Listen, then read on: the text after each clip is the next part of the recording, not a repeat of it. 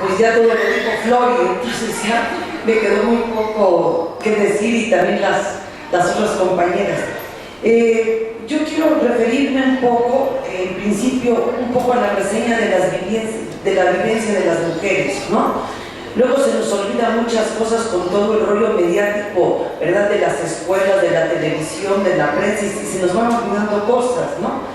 Entonces quería comenzar hablando sobre que la agricultura es descubierta por las mujeres, ¿verdad? Son las que nuestras abuelas se habían quedado cuando los pueblos ya fueron sedentarios, ¿verdad? Sembrando las semillas. Y empezamos a tener todo el conocimiento de qué pasaba con las semillas. Y llegamos a tener un vasto conocimiento, ¿no? Esto es muy importante que no nos olvidemos. Lo que también hablaba Flori, ¿verdad? Sobre los tejidos, sobre nuestro traje. Algunos trajes ya no tienen 3 lienzos, ¿verdad? Que originalmente los ceremoniales todavía se siguen manteniendo, porque son 3 lienzos para no olvidarnos, ¿verdad? Que vivimos en la madre tierra, que existe el cosmos y el inframundo, y que todos nuestros vivires están llenos de sabiduría. Es toda la cosmovisión, es la manera para no perder la memoria histórica, ¿sí? Podemos, en algunos todavía huipiles tradicionales mayas, podemos encontrar toda la iconografía de los 20 días por los 18 meses. Todo eso lo vamos perdiendo. En los pueblos de Chiapas, ¿verdad? Se dice que nuestras abuelas han ensoñado con la madre tierra, ¿verdad? Que ella les enseña cómo se debe de tejer para poder continuar con esta memoria histórica y que no se nos olvide. Esto es muy importante, pero a estas abuelas, que luego fueron también curanderas, sobadoras, comadronas, en un tiempo, ¿verdad?, cuando llegaron los colonizadores, se les dijo que eran hechiceras, y a muchas de ellas las mataron. Afortunadamente, estamos todavía aquí presentes a más de 500 años, ¿verdad? Todavía mantenemos esa tradición, todavía nuestras abuelas nos están enseñando cómo podemos utilizar las plantas, si es la raíz, si es el tallo, si son las hojas, ¿verdad? O si es toda la planta. Todo ese conocimiento ha sido posible mantenerlo hasta ahorita, después de 500 años, ¿verdad?, de resistencia, gracias a toda la tradición de las abuelas que nos han transmitido de hijos a hijas, ¿verdad?, y que todavía estamos aquí sentadas viendo. Ahora me quisiera referir un poco a los movimientos sociales, ¿no? En 1712, en un poblado en Chiapas, que se llama el pueblo de Cancuc, que quiere decir el pájaro amarillo, una jovencita un poquito más grande que Flori, ¿verdad?, soñó con la madre tierra y le dijo que le tenía que decir a su padre que se tenían que rebelar contra los colonizadores. Y la jovencita fue y le dijo, ¿verdad? Él era el sacristán de una de las iglesias de ahí de su pueblo. Y el papá le dijo, pues yo no puedo hacer nada. Pero la niña, la jovencita, continuó soñando y diciéndole a su padre, por favor, tienes que hacerlo. Y entonces, mamá Dios ya me dijo exactamente cómo vamos a hacerlo para poder defendernos de estos opresores. Por fin el padre accede y le dice, a ver, ¿qué fue lo que te dijeron? Y empieza a organizar el pueblo. Y fue una rebelión, una de las rebeliones más grandes que haya existido en la región de Chiapas, 1712, ¿no? Los colonizadores tuvieron que pedir refuerzos de Guatemala para poder aplastar esa rebelión. Claro, el castigo fue sacarlos de ese pueblo y llevarlos a un lugar más aislado para asegurarse que se muriera toda esa gente. Fue hasta 1989 que esta gente sobrevivió y les designaron un municipio libre. Imagínense cuántos años después. Bueno, el otro movimiento revolucionario en México, ¿verdad?, que fue la Revolución Mexicana, pues en todos estos días que hemos estado en varias reuniones aquí en Guatemala que he estado participando hemos podido hablar de las mujeres y qué papel preponderante han jugado y todo esto. Yo lo que digo es que no hay ningún movimiento social en el que se pueda concebir en el que no haya la participación familiar. Porque, como decía hoy en la mañana, los hombres avientan las bombas y las mujeres se quedan en la casa. Sí, pero para que el hombre pueda ir a defender a la tierra, tuvo que haber comido antes, ¿verdad? Entonces las mujeres se quedan ahí, ¿verdad? Como decía la compañera Juanita, para resguardar la vida. Entonces no hay ningún solo movimiento social en la que toda la unidad familiar no haya participado. Participan los abuelos, los padres, los hijos, todos, para que algunos miembros de la familia puedan participar directamente en los movimientos revolucionarios. En la Revolución Mexicana las mujeres les llamaban las adelitas, porque en algo que es parte de nuestra indumentaria, como el rebozo, se cargaban las balas, se cargaban los fusiles, se cargaban a los heridos, se cargaban a los niños, porque también las mujeres iban con sus niños a la revolución, ¿no? Todo esto no lo podemos olvidar, tenemos que tenerlo muy vivo, ¿verdad?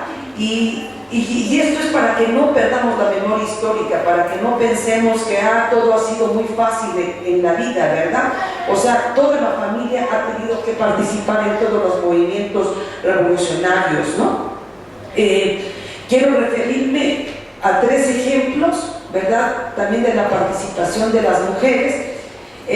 Cuando es el desplazamiento forzado de los pueblos originarios de Guatemala que viajan a Chiapas, nosotros tratamos de acogerlos y darles un acompañamiento, ¿verdad?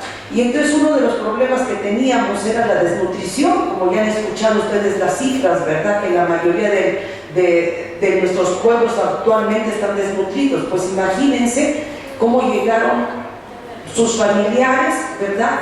Después de tantos días de caminar, llegaron muy desnutridos. Entonces empezamos a aportar comida, maíz, frijol principalmente, ¿verdad? Pero luego llegó una persona y nos dijo, miren, la soya es lo mejor que hay de proteínas. Si ustedes les dan de comer soya, vamos a nutrir a todos inmediatamente. Bueno, entonces nos empezamos a preparar, ¿verdad? Para saber cómo era lo de la soya. Entonces mi tía, le dije, por favor, usted que es buena cocinera, nos va a hacer un menú de la soya. Nos hicieron los menús, yo comí durante una semana, almuerzo, comida y cenas soya, ya me salían hasta por las orejas, ¿no? Preparamos a los promotores y se fueron a los campamentos y estábamos felices de que los niños y las mujeres, los hombres, los ancianos, todos iban a estar desnutridos. Pasó el tiempo, como 1 o 2 meses, y decía, pero no piden soya, ¿qué pasa, no? Entonces me voy a uno de los campamentos y digo, compañeros, ¿qué falta? No, falta maíz, frijol, azúcar, aceite, jabón, y soya. No, soya no, todavía tenemos. Entonces pido ir a la bodega para ver, estaba el 99% de la soya.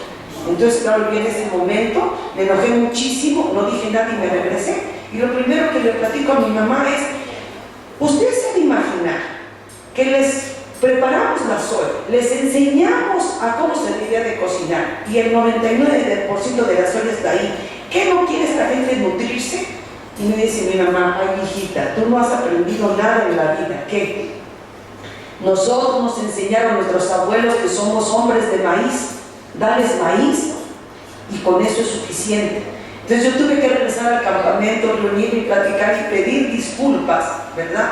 Porque nosotros con nuestra necesidad de ver a los niños nutridos, impusimos una semilla que no es de nuestro hábito alimenticio. Yo les puedo jurar que desde ese año yo no volví a comer soya, no quiero volver a saber nada de la soya, pero lo comparto esto porque cómo es de importante, ¿no? Es muy importante el saber todo esto de nuestro hábito alimenticio. ¿Y por qué quiero referirme a esto? Porque ahorita, en estos momentos, en nuestro continente, se está introduciendo las semillas transgénicas y están haciendo mucho daño a nuestro pueblo. Los curanderos de nuestros pueblos dicen que ellos ya no saben curar las enfermedades actuales, porque no había con anterioridad las enfermedades del cáncer, y ellos dicen, son las nuevas semillas, son el alimento químico que le estamos dando a nuestro maíz, ¿verdad?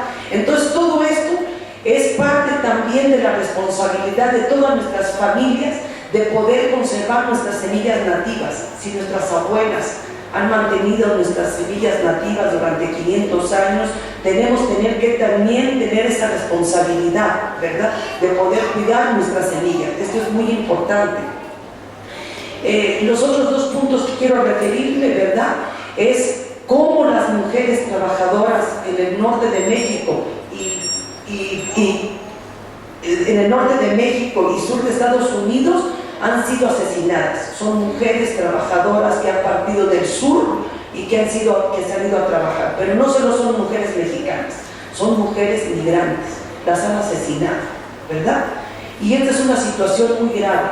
En México es un país en el que es un país expulsor de migrantes de nuestros pueblos, pero también de tránsito y de refugio. ¿Cuántas mujeres pasan diariamente por nuestra frontera de Chiapas y Guatemala y son violadas por los polleros, son violadas por las autoridades de migración? Esto es muy importante que lo sepamos, que quién de nosotros quiere que nuestra madre, que nuestra hermana, que nuestra hija, que nuestra sobrina, que nuestra vecina tenga que emigrar para buscar trabajo, ¿verdad? Esto es una situación muy difícil. La frontera de Guatemala con Chiapas es un muro, han creado un muro de terror. En la frontera con México y Estados Unidos han creado un muro físico, pero Chiapas y Guatemala es un muro de terror. Quiero también decir que este Día Internacional de las Mujeres de los Pueblos Originarios también tendríamos que recordar a las mujeres, a estas mujeres que han sido asesinadas, ¿verdad?, que han sido las migrantes, que han salido en busca de trabajo, que los ha expulsado el mismo sistema capitalista. Y el mal de todo esto que estamos hablando últimamente, que no es únicamente problema de Guatemala, de Salvador, de Honduras, de México, es problema de todo el continente y de todo el mundo, son los tratados de libre comercio que nuestros gobiernos han firmado con otros estados y que nos han quitado la posibilidad de tener una soberanía alimentaria, de tener seguridad en el trabajo, de tener buena salud, de tener sistemas de salud, de tener educación, ¿verdad? Todo esto es por los tratados de libre comercio. Entonces, hoy 5 de septiembre no podemos recordar nuestras abuelas cómo han luchado, ¿verdad?, para un cambio, y cómo nosotras tenemos ahora que luchar, ¿verdad?, que va a ser siempre el mismo enemigo, ¿verdad?, ahora con un sistema mucho más sutil, enviándonos alimentos de semillas transgénicas, se dice de organismos genéticamente modificados. Ya tenemos en México la Asamblea Nacional de Afectados Ambientales. Tenemos también el Tribunal Permanente de los Pueblos, capítulo México, de la cual yo soy comité promotor en Chiapas, y el 8 de marzo pasado tuvimos la preaudiencia sobre feminicidio y violencia de género, ¿verdad? Tenemos que también recordar a nuestras mártires, pero también recordar a las mártires actuales que han sido expulsadas por ese sistema capitalista. Muchas gracias.